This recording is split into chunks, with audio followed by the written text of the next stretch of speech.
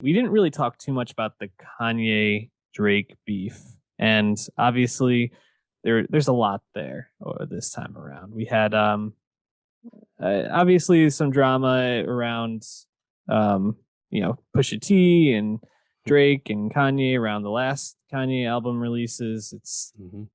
feels like a lifetime ago, honestly. But Yeah. I guess if you had to boil it down, Dave, how would you describe this drama this time between them? I mean, it's just like a Cold War at this point, Yeah.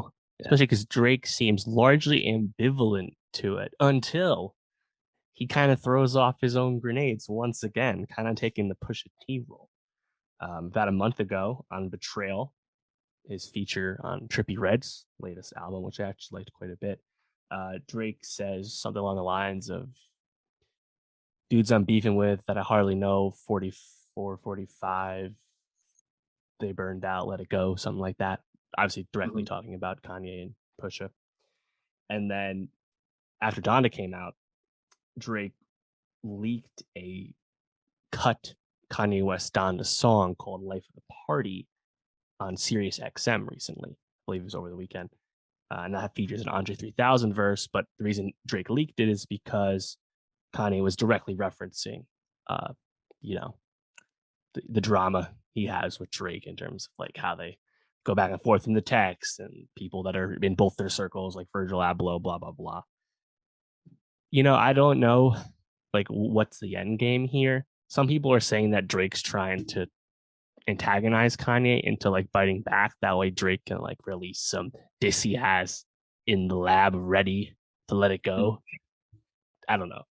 Drake might be just Uh, having some fun because neither yeah, of them need the promo, you but know? it also doesn't hurt them, like I It's true. definitely think Kanye benefited, I think, from it. And people, there was also the drama about like Kanye is waiting to release Donda because he knows Certified Lover Boy is going to be dropped soon. He wants to drop at the same time to see who wins the weekend or something like that. Who's the bigger star was one Mhm. of the things. And prior to Certified Lover Boy being dropped, there was a rumor going around that Certified Lover Boy opens up with a voicemail from Kanye West talking about how Drake fucks all of Kim Kardashian's friends, things like that. And I'm just like, Right. first of all, I heard the voicemail. If that's a real voicemail, these rappers need to stop leaving voicemails. Like, what would ever be the reason to leave a voicemail? Talk about that. But second, it's like it's all like petty stuff, and like you said, that this is like fun drama between them because they're both so high profile. Neither one of them needs either one to be successful, but it is kind of like all a rising tide lifts all boats type of thing. Like if they're getting the Mm. attention, they're both getting the attention. So Yeah. I don't know. Then the album finally comes. It's an hour and a half. The, Drake and Kanye made us listen to over 3 hours of music, which I'm not complaining too much, but we do live in a period where brevity is celebrated a lot of the time. Pair this with Little Sims album, and we had over 4 hours of music to listen to Mm. for three albums. So it's pretty tough. Anyways, Certified Lover Boy. What are your thoughts? Good, bad, in between? In between, you would have thought Drake would have learned something from Scorpion. Why? Scorpion, an album that is an hour and a half as well, 25 tracks. Also features the biggest hit of Drake's career, second biggest hit, God's Plan, two other massive tracks, Nice for What, In My Feelings. And yet, Drake didn't learn from that. He released CLB, 21 tracks, but an hour and 26 minutes. And I think I heard someone put it in a great way. If Drake had another God's Plan, you would have heard it by now. There is no massive banger on CLB. Even Laugh Now, Cry Later, his loose single with Lil Durk from 2020, is not even here. Drake released a 90-minute album that has a lot of good stuff on it, but is largely missing the big hits we associate with Drake at the top of the rap game. And I find that very interesting. And like Donda, you got to sift through Yeah. the muck to get what you like. Mm-hmm. Now, for Drake, we don't hold Drake to the same album creating standards as Kanye, right? So to get a bloated album from Drake, okay, well, we've gotten them before, so it's not like the most surprising thing in the world, nor the most disappointing thing to me. That being said, I think a lot of people, including myself, had put a lot on this album because after Dark Lane demo tapes, after Scary Hours 2, after Laugh Now Cry Later, and even the Pop Star song he did with Khaled, like a lot of anticipation for this new Drake album. And yet, yeah, there was another God's Plan coming. But God's Plan, to the other side of the coin, not the most introspective Drake song, not exactly a shining example of Drake's pen game, right? We get some more of that on this, right? This is more about Drake the rapper's rapper on here, which has always been one of his most underrated skills, is that he actually is a very good rapper, you know? Yeah. And I think that's something you got to reckon with on this, right? Like, this is actually for, I think, the repeat listener. This is for, not topping the Billboard chart. It'll still top it. Like Girls Want Girls with Little Baby set the Spotify single day song record. I don't think the song's any good, but that's going to be the hit off this. But I don't think that really stands up to Drake's other hits. So we have to look for Drake as the rapper on this. So very interesting. Yeah, you said you thought Drake would have learned, and I don't see why. Scorpion was certified platinum before it even was released, based on the singles that were on it. Like you said, God's Plan really buoyed that a lot. But I mean, I don't know if there's for him. And you mentioned it was one of the biggest Spotify streaming days of all time. I think it was now it's number two, maybe number one. But it's there's nothing to learn from it other than yeah, you release a lot of tracks and people play a lot of tracks and get your numbers up. So for him, I didn't expect anything less. It's just I was hoping to get, I think, more songs I was super excited about from this. And it's funny. I leave myself just thinking about like I do think Drake as a person and Drake as a performer are separate. Whereas with Kanye, I don't think that. I think at this point he's kind of lost in this amalgamation of Kanye, but Drake, I think, is very aware of like some of the stupid shit he pulls and just how stupid it is. But it's just like, who cares? Because I'm Drake and I don't really need you. I don't care what you think about me. Look no further than the dog shit album cover for Certified Lover Boy. Like, that Yeah. is so beneath Drake, Yeah. but he did it anyway. All these pregnant emojis. He's turning 35 next month. It's not like he's young. But I actually feel like the point I'm trying to make is I agree with that too, but is almost highlighted even better on the album by the song "No Friends in the Industry," right? Where he's talking about my real friends aren't people that I compete with, and I don't ever want to keep my enemies as my friends because everybody's my enemy. Meanwhile, the best songs on this are features, and there's dozens of features on this album. No, and he got a Beatles sample that was cleared, like a fucking Beatles sample cleared on a Drake album, and no friends in the industry, no one helping Drake out, no one looking out for good old Drizzy. I just thought that was like, man, this guy is just like does not care, which was where I Well, kind and, of took that's it. the thing too. It's like no friends in the industry is probably like engineered in the lab for Yeah, the Instagram caption, the lauded Drake lyric as Instagram caption. There's plenty more of hundred those on percent. this, you know. But you would think like Drake is so far above everything at this point that I wish he would. I don't want to say grow up because he shows a lot of his age in a good way on the more introspective rap cuts, but like Mhm. he just can't seem to quit some of the like the nonsense stuff either. And Oh, it's all harmless at the end of the day. It's fine. mhm. But I think I just wish he would evolve a little bit more.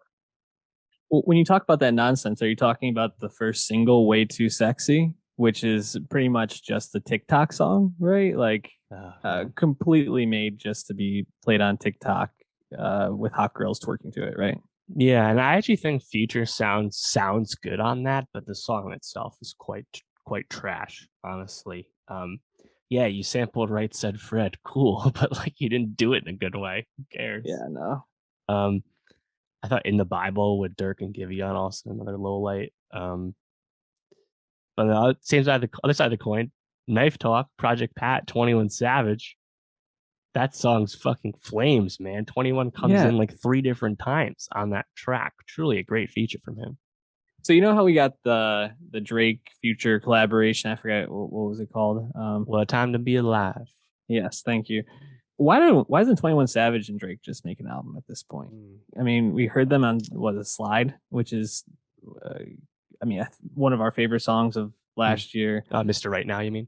Yeah, Mr. Right Now, thank you. Mm. Knife Talk, Yes. um, obviously, Complete Flames. They sound great together. I think Savage brings out something in Drake, and I think their vocals together just seem to really fit. Like Drake is such a high register and Savage so low that they really Yeah. like mesh. It's just they feel like a good fit. Yeah, you know, and it is. I do like hearing Drake do some like real trap once in a while, and he seems to do it Mm-hmm. the best when he's doing it with 21. Um, yeah, I mean that would be awesome, no question. You know, he's Yeah. 21's made a record with Offset, but doing it with Drake, that'd be something. But you know, I don't know, like, yeah, man, What that'd does be Drake get great. out of that? I think is the question, Yeah, right? yeah, like But I even would love to see that for Savage. yeah, that'd be sick. That'd be sick. What other tracks did you like? Yeah, so I think the best track easily is 7 a.m. on Bridal Path. Oh yeah. Any song with time in the title from Drake is good. Long history of that. People know this. But this is one of the best he's ever done, honestly. Just Drake showing that he is a good ass rapper, great writer. You know, he talked about this on Scary Hours too with Lemon Pepper Freestyle with Ricky Ross. You know, it's like Mhm. Drake can really get in his bag and really show you what he can do. And a song like that is just like it just goes and goes and goes, you know, and I love that from Drake. And I just wish we had more of that, you know, because it's like the, there wasn't some obvious radio smash in this. So can we not waste our time with some shitty ones like the one with Little Baby? You know, like just make some rapping ass shit, man. This will shut everyone up who still Yeah. gives you shit about being a writer or not being a good writer. You know, it's like Yeah. Didn't it's 7 a.m. frustrating. on Bridal Path like just bring you back to like Take Care? Like I don't Sure, know. That was the yeah. sense I Right got from it. around It's when just 5 a.m. in Toronto came out. You know, yeah, exactly right, exactly. But yeah, that was like the clear best track to me. It just sounded like he had the most to say and cohesively say it on mm. that. I Um, also really like the Remorse, the last track. Similar yeah, sentiment of Drake just rapping. yeah. You know, it's funny because I'm jumping through the tracks and the songs that like stood out. Like it's hard for me to look at this and be like, oh, that's a top tier Drake song, but like you only live twice. You have Lil Wayne and Rick Ross. I mean, Lil Wayne just talking nonsense on Mm. this, but like I think it's still a really fun song. The production on that's really like upbeat and bouncy. Um, I am Y2 with Mm. Cuddy. I thought was okay. Like again, I think Cuddy. it's better than Cuddy and on Donda. Right. Yeah, I agree. But I feel like Cuddy's just not like operating top tier on that, which is kind of surprising. Maybe it's just how he's used. And then Love All with Jay-Z, I didn't like. Fair Oh, Trade with Travis Scott just becomes a Travis Scott song. It should just be yeah. two songs. Like, Right. I actually think uh, Travis, once he like gets past the like whispery vocals, once he like gets up mhm, to full register, Travis sounds pretty good on that. But yeah, agree. it's a little disjointed. Yeah, so I don't know. There wasn't a lot that I like left with here being like, oh, this is really strong. I mean, I think Poppy's Home is probably my Yeah. second favorite track. Just the way the song Mhm. is produced and like Yeah. put together is really great. Yeah. I also think Champagne Poetry is a strong intro. Drake has a lot of good intros, and I think that's definitely in the top half of his album intros. Yeah. Also, sampling Michelle by the Beatles is not something I would expect, but Michelle's like a fairly deep Beatles guy. I feel like so mhm. good for him. Yeah, I mean the other side of the coin, TSU technically samples or credits R. Kelly because, as 40 recently explained, they wanted to get this like Ron C quote, which is the beginning of the track. This like spoken word thing, and apparently in that recording, an R. Kelly song is playing in the background. And you faintly hear it, but when it came to clearances, they had to technically clear it with R. Kelly's management, right? So that's been getting a lot of headlines, right? In the grand scheme of things, because you don't actually hear anything from R. Kelly. I think it might not be as worse as say when he actually had a feature for Michael Jackson on Scorpion, you know? So, but that's a headline recently. Yeah.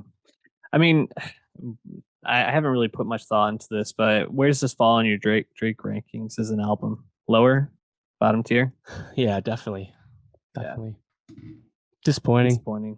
We're both on the same page with this. I think it's when you have Kanye and Drake dropping albums back to back weeks, you kind of think like, here we go, this is going to be like a great stretch, and to kind of walk away being like, both of them just aren't at the same level that they've been. Not that they can't get back there necessarily, but they're just not at the same level that they've been. It's just a little disappointing.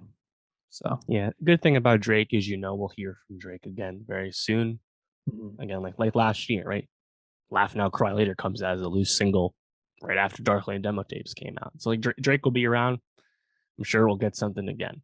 But yeah, I Yep, mean, this is a long bloated album that's lacking the top tier hits.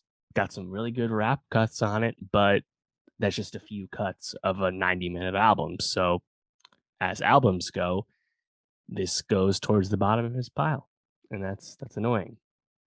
you know? yep, Tyler the Creator fucking lapped the field so far, Him and Little Sims and Brockhampton and Dave, Kanye and Drake aren't touching those albums, you know? And who would yep. have thought that? Maybe you'd think that about one of them, but to have both of them largely make the same album with the same problems, like wild shit, honestly. Yeah, it's definitely kind of crazy. I'm trying to think like who else are we looking forward to for rappers for this year? Maybe a Kendrick album. We Maybe have Bruno Mars and Anderson .Paak, but I'm not gonna, that was be delayed comparing till them. 2022. Actually, Oh, that's right. yeah. I mean, we know we get Baby Keem coming out. I'm not holding him up to this high standard, of Yeah. course, but it seems like Kendrick with PG Lang and Baby Keem seems to be gearing up. So we'll be getting Kendrick in the near future, it feels like.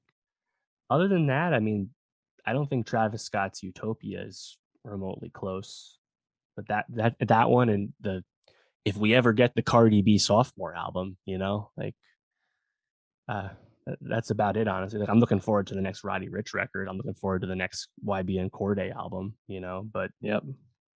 um and of course Rihanna and Frank if they ever do anything ever again.